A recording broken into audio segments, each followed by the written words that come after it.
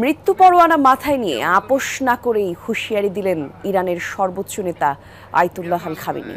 যুদ্ধ শুরু হলো বার্তা দিয়ে লড়াইয়ের চ্যালেঞ্জ জানিয়েছেন ইসরায়েলের প্রতি।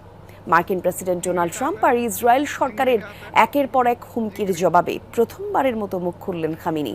সিরিজ এক্স বার্তায় ইহুদি সাম্রাজ্যের বিরুদ্ধে যুদ্ধ জয়ের প্রত্যয় জানিয়েছেন তিনি। ইসরায়েলের অপারেশন রাইজিং লায়নে একের পর এক সহযোদ্ধাকে হারাচ্ছেন আয়াতুল্লাহ আলী খামেনি। যুক্তরাষ্ট্র ইসরায়েলের তরফ থেকে অনবরত পাচ্ছেন হত্যার হুমকি, তবুও অকুতভয় ইরানের সর্বোচ্চ নেতা। দুদিন আগে ইসরায়েলের প্রধানমন্ত্রী বেনিয়ামিন নেতানিয়াহু সাফ উচ্চারণ করেন, খামেনির মৃত্যু হলেই শেষ হবে সংঘাত। একদিন পর প্রতিরক্ষামন্ত্রী ইসরায়েল কাজ হুঁশিয়ারি দেন, ইরাকের নেতা সাদ্দাম হোসেনের মতো একই পরিণতি বরণ করতে হতে পারে ৮৬ বছর বয়সী খামেনিকে। হুমকি এসেছে যুক্তরাষ্ট্রের তরফ থেকেও।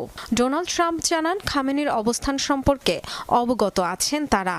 এখনই তাকে হত্যা করবেন না বললেও ধৈর্যের বাঁধ ভেঙে যাচ্ছে বলে মন্তব্য করেন মার্কিন প্রেসিডেন্ট। ক্রমাগত এসব হুমকি ধামকির প্রেক্ষিতে প্রথমবারের মতো মুখ খুললেন ইরানের সর্বোচ্চ ধর্মীয় নেতা আয়াতুল্লাহ আলী খামেনি। একের পর এক বার্তা দেন এক্স হ্যান্ডেলে। ইহুদিদের সাথে কখনোই আপোষ করবেন না জানিয়ে পোস্ট দেন তিনি। ইসরায়েলিদের কোনো ছাড় দেয়া হবে না বলেও জানান। আরেক পোস্টে মহানবী হযরত মুহাম্মদ সাল্লাল্লাহু আলাইহি সাল্লামের চাচাতো ভাই এবং ইসলামের চতুর্থ খলিফা হযরত আলী রাদিয়াল্লাহুকে স্মরণ করেন খামেনি। বলেন, সম্মানিত হায়দারের নামে যুদ্ধ শুরু হলো। নিজের তলোয়ার জুলফিকার নিয়ে খাইবারে ফিরছেন আলী। আরবে ইহুদিদের শক্ত অবস্থান ছিল খাইবারে।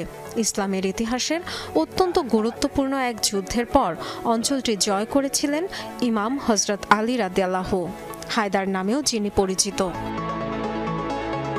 আরেক পোস্টে কুরআনের আয়াত তুলে ধরেন ইরানের সর্বোচ্চ নেতা। প্রত্যয় জানান, আল্লাহর ইচ্ছায় ইহুদি সাম্রাজ্যের বিরুদ্ধে জয়ী হবে ইসলামিক রিপাবলিক।